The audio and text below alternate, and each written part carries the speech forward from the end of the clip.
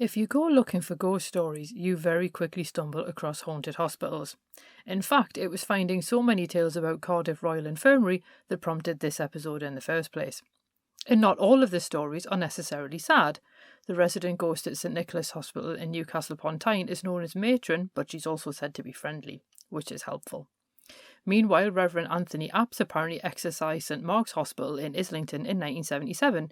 He used prayers and holy water after nurses reported unexplained noises, footsteps in empty corridors, banging and moaning. And apparently the phenomena even ceased after Apps left. But we're going to go beyond the typical haunted hospitals of the internet listicle. Let's dig into the newspapers and local history to find our tales of haunted hospitals in this week's episode of Fabulous Folklore. Hello there and welcome to Fabulous Folklore, the podcast for all things folklore, occult and just a bit weird. I'm your host Icy Sedgwick, blogger, fantasy author and your guide into these rather mysterious realms. I've got some rare things to show you, so come on in, take a look around, but be careful not to touch anything. These things sometimes bite. Well, hello there, and welcome back to Fabulous Folklore with me, your host, Icy Sedgwick. I do hope that you're well, and I know that can sometimes seem a little bit facetious. You know when people put, I hope this email finds you well on an email, and it absolutely doesn't find you well. But I do genuinely hope that you're having a jolly time lately. Possibly not so much of a jolly time with this particular episode, because obviously whenever you look at tales of hauntings, you do have to take into account the fact that in order for there to be a haunting, something has to have happened to a person, so it's automatically not necessarily going to be a jolly thing. So I do want to add a bit of a content warning, because some of the tales that follow do involve suicide or death in some way, and obviously if that's going to be difficult for you, or just the idea of hospitals in general, because I know not everybody's a fan of them, then obviously feel free to skip this week, and I'll see you next week for prisons, which probably isn't going to be much more cheerful. But I just wanted to put that there for you, and obviously take whatever care of yourself that you need. Otherwise, like I said in the introduction, I didn't want to do all the usual typical things that you get, because if you put like haunted hospitals into Google, everyone kind of regurgitates the same stuff. So I started off with British newspaper archives to see if there were any historical articles about hauntings, and the answer was yes, more than I was expecting. But then I did also end up adding some local history, because you know me, I do like to kind of tout Newcastle as much as I can, because I do think that for people in the UK, you might have a particular mental image of Newcastle, and I think that it is actually a really, really interesting city, but I'm massively biased. So we do actually have a couple of interesting examples where they also fit in with other stuff as well. And we're going to start off with Newcastle for a particular reason, because hospitals obviously haven't always existed in the format that we now know them in the UK. I mean, obviously, before the foundation of the National Health Service, you did have hospitals, but they were funded in different ways. And of course, before that, if you were extremely poor, it was often easier to go to the workhouse and to be treated there because of the fact that doctors were expensive. So one of the funding methods that was sometimes used was like a subscription format, which the best way I can think of to describe that is a little bit like crowdfunding a hospital, but from wealthy patrons. And then they could sort of write letters of recommendation for patients to actually be treated there and so on. And subscriptions were actually used in 1760 to create a lying-in hospital in Newcastle. And a lying-in hospital basically referred to essentially maternity services, and it was because of the fact that mothers were expected to spend up to a month after the birth just simply lying in bed, which obviously nowadays they know is a really bad idea, but in those days obviously they thought that was the best thing to do. And the thing with this particular lying in hospital is it provided maternity services to poor married women, and they completely excluded unmarried women because obviously the social mores of the time, they looked down on such things. Now, by the early 19th century, demand had actually outstripped supply, and the city needed a new hospital because the original one was down by St John's Church. And architect John Dobson, one of Newcastle's favourite sons, actually waived his fee to design the building. It probably helped that the site they chose is literally opposite his house, but there we go. And you can still see the lying-in hospital opposite the Laying Art Gallery on New Bridge Street West.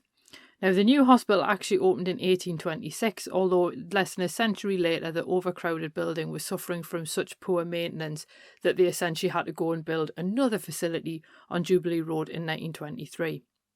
But what of the building left behind? Well, the BBC, of all people, took over its lease in 1925 to use it for offices and studios, so the old lying-in hospital became Broadcasting House, and eventually it even gained a TV studio, but it does seem that some of the building's earlier residents didn't necessarily leave.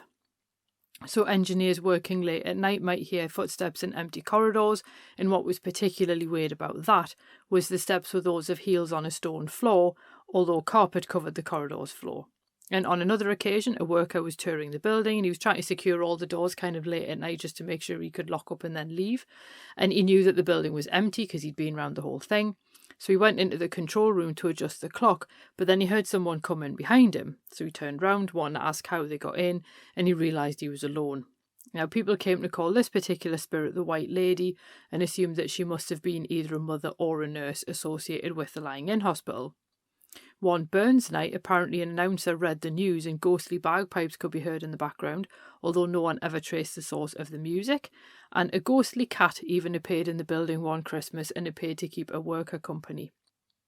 Now, the BBC actually left in 1988 and they're still in the same premises that they moved to now, and the Newcastle Building Society took it over for a while, and I have actually been in that particular building when it was the Newcastle Building Society because my parents were going in there for some reason, and I can't remember a thing about it other than it having that typical sort of 90s decor that just does not exactly scream haunted, and you probably already know exactly what I mean when I say 90s decor. Because this was a problem, the building was gutted as part of renovations and no one has reported anything eerie since. I can't find out what it's actually used for now because the Newcastle Building Society aren't in there anymore, so it would be quite interesting to know if there are still ghosts wandering about and people just aren't there to notice them. Now, obviously, in that story, there was the idea that it might have been a nurse who remained and then became the White Lady. And there's a similar story from Liverpool about the porter who never left. And the Manchester Evening News reported this story in 1899, saying, and I quote, "One of the large Liverpool hospitals is firmly believed to be haunted," end quote. Now, they didn't actually name the institution, but they did go on to say that it was one of the largest and best known of the medical charities.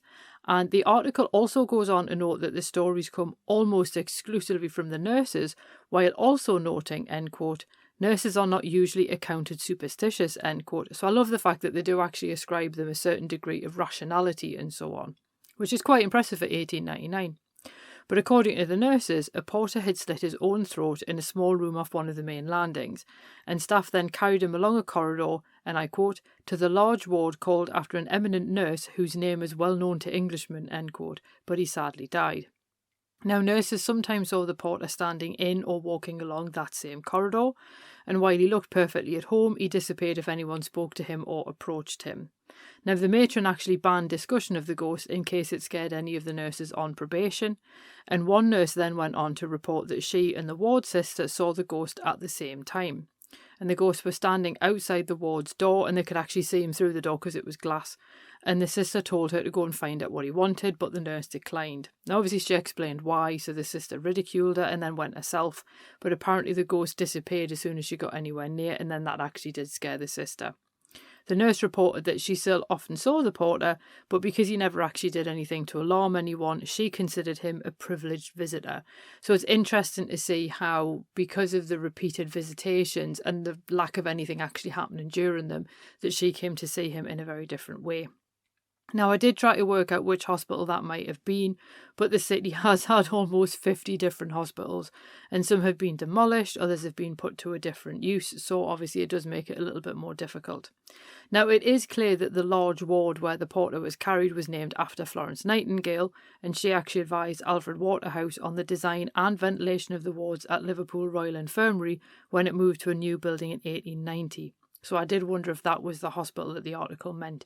Obviously, if you actually do know, feel free to let me know, because that would be quite helpful to have a proper name to add to that story. Now, the next hospital is named, and that's the Royal National Orthopaedic Hospital on Brockley Hill in Stanmore, and at one point it apparently boasted a grey lady. And I think we all know by now how fascinated I am by white ladies and pink ladies and grey ladies and however many other colour ladies there are. But according to the legend, a child died at the hospital on November 13th, although the year is predictably vague, and this is our first clue that it might not be a genuine legend. Now, in the story, the following year at midnight on November the 13th, staff reported seeing a mournful grey figure drifting around Coxcomb Ward searching for her child. Now, they're not particularly clear about what the figure looks like, so why they know it's a she, I'm not really sure, but there we go. So every year at midnight on the anniversary, other children who were using the cot where the child died would wake up screaming. Nurses tried moving the cot to a different ward, but the same thing kept happening. And eventually they tried burning the cot to try and get rid of the haunting, but it didn't seem to have worked because sightings of the Grey Lady continued, although less often. Now, the Enfield Parapsychic Research Group investigated the hospital in November 1991, although the Grey Lady made no appearance. Now, an investigator did note the cliched nature of the story, particularly with the yearly anniversary sparking the haunting, so perhaps it's simply a legend that stuck. And I must admit, the bit that really made no sense to me was, why would the boy's mother appear every year? Unless she also died? Like, that bit just really confused me. So that's why I'm a little bit like, not so sure about that one. But it was interesting the fact that they actually interviewed the investigator in the newspaper. But it does seem that some stories linger even after the building itself is long gone. So in this case, it's like they continue to haunt the site even if the building isn't there. And ghost stories had already clung to Birkenhead General Hospital, which closed in 1982. And those who used the building before it was demolished in 1993 also experienced odd events. A not-for-profit organisation Wirral Play Council used the hospital, and one of its staff reported that people found the library too eerie. One night he even found the double door swinging seemingly of their own accord, and he expected to see his colleague, but she was elsewhere in the building at the time. Now, houses were built on the site, and residents in Livingstone Street reported strange phenomena. And in 1998, one resident reported hearing an identical noise in another room as she was puffing up bedroom pillows. So it's that kind of like, almost like slapping sound that you get when you're trying to make pillows a little bit more fluffy. But when she went in the other room, the pillows were completely flattened, as if they'd sort of been smacked flat by an invisible hand. Now, those in the terraces also reported objects going missing, rooms being far colder than they should have been, and other unexplained phenomena. So is this related to patients that never left the hospital, or is there some other explanation? Who knows? But the reason why I found this one particularly interesting was it actually echoes a story from Newcastle, and the somewhat ironically named Centre for Life stands on the site of the original infirmary, which handled infectious diseases. And this is the hospital that the Royal Victoria Infirmary up on Richardson Road replaced.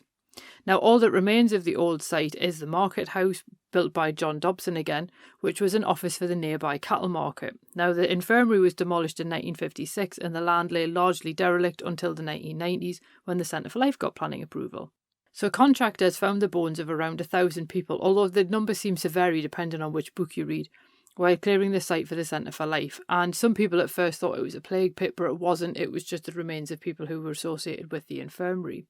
But disturbing this makeshift cemetery seemed to disturb something else, and a strange and unpleasant atmosphere apparently pervaded the market house, which also became incredibly cold. People might leave things there only for them to disappear.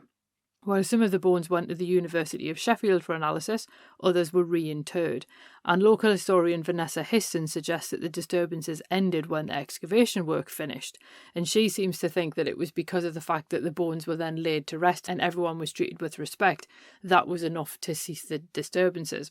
But paranormal investigator Steve Watson disagrees, because he reports that visitors once saw a child dressed in Victorian attire near the 4D motion ride inside the Centre for Life. When the staff checked, the area was empty. Elsewhere in the building, a subterranean corridor connects the maintenance workshops, and workers in this area apparently hear voices, and items apparently disappear from one room only to reappear elsewhere. So are these the restless spirits of those who died in the infirmary, or staff who never quite moved on?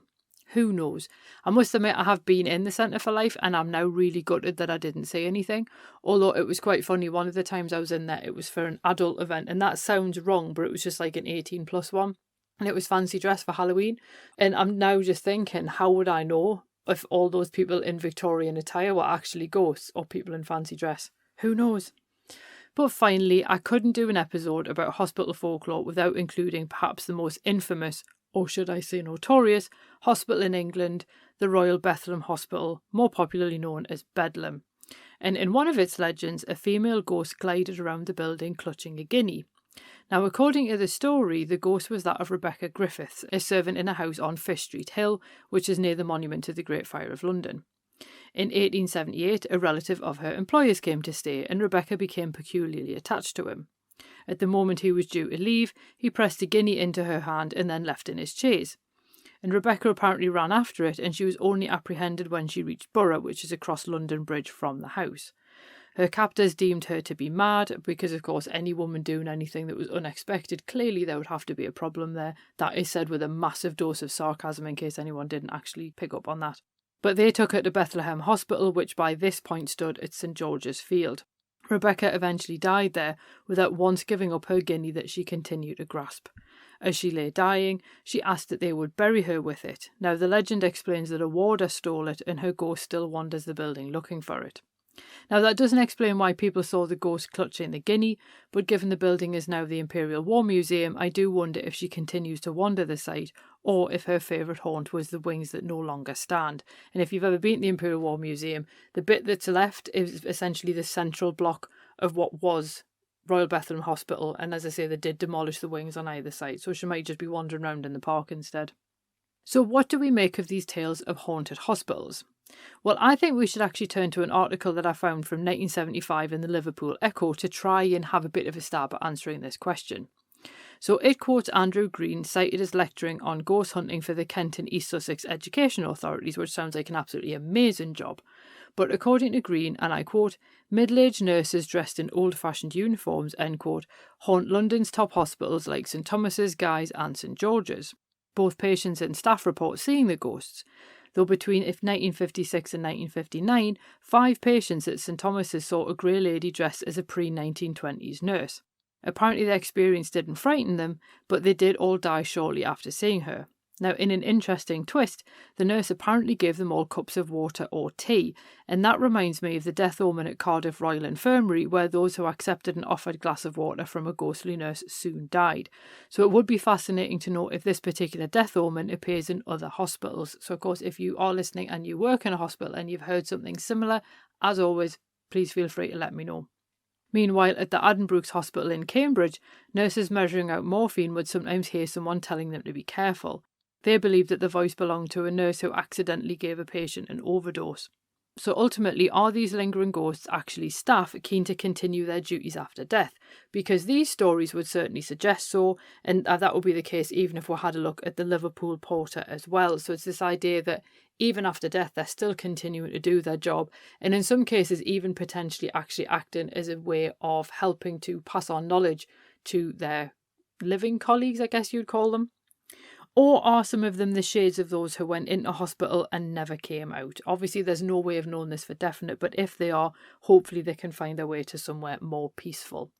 Ultimately, though, I do think that there's something very liminal about hospitals, and yes, I've managed to make it to this point in the episode before I use that word, but they are in some ways considered what Mark Auger calls a non-place, where they're not like a domestic space where people live. They're a place where people spend time, yes, and they're not quite like a transit place, like an airport or a train station or whatever, but there is like quite a high turnover of people in them as people come in, hopefully get better and then leave, or even outpatients coming in and getting treated and then leave. So I think that there is something about the high amount of humanity that happens in these places that probably does contribute towards their particularly haunted reputation. As always, if you know any stories about the hospitals near you maybe, or hospitals that you work at, will be absolutely brilliant. You can always leave a comment. Obviously, if you're listening on YouTube, there's the comment box below. Spotify also has a comment box, but I can't respond to comments, which is really annoying, but you can still leave a comment if you want. Or if you want, you can always pop over to the blog post that this podcast episode is attached to. The link is in the show notes. Or just grab us on like any platform on social media and I'll answer. And it'll be brilliant, as I say, to see if these things do actually appear in other stories as well, because I would like to know if there is a commonality to these tales or not. Anyway, I did fall down such a rabbit hole as well, looking at the site for the Centre for Life, because there was also a cattle market and a bus station near the site at one point, so it got very confusing looking at old maps. But that's just the extent of research that I do for these things. Anyway, we are going to be doing prisons next week, and I've already had a few votes in for libraries for the final one rather than museums. But the libraries one should be fun because the UK has some absolutely cracking public libraries, so that'll be quite an interesting one. And I can already tell you that we will definitely be looking at the Lytton Phil, which is the kind of private library in Newcastle that's publicly accessible. So that one has some weird stuff going on in it, so we will be looking at that one as well. So I hope, as ever, that you enjoyed this episode. If you did, obviously feel free to leave a review. It's an easy way to help spread the word, and it does obviously help with algorithmic stuff and all that kind of thing, which I'm not entirely sure how it works, but there we go. It is helpful, and it is also free as well, so that's good. And as ever, you can also tell a friend. But I hope that you have a marvellous week ahead, and I'll see you next week when we'll have a look at the folklore of prisons. Cheerio. Well, thanks for listening, and I hope you enjoyed that episode. If you did, feel free to leave a review wherever you listen to podcasts, because that helps other people find the show too. It also takes between 4 and 6 hours to research, write, record and edit these episodes, so if you want to help support my time in doing that, then you can buy me a coffee. Or you can join the Fabulous Folklore family on Patreon and enjoy extra benefits, including exclusive episodes and articles and even illustrated talks. All the links you need are below, and thanks in advance.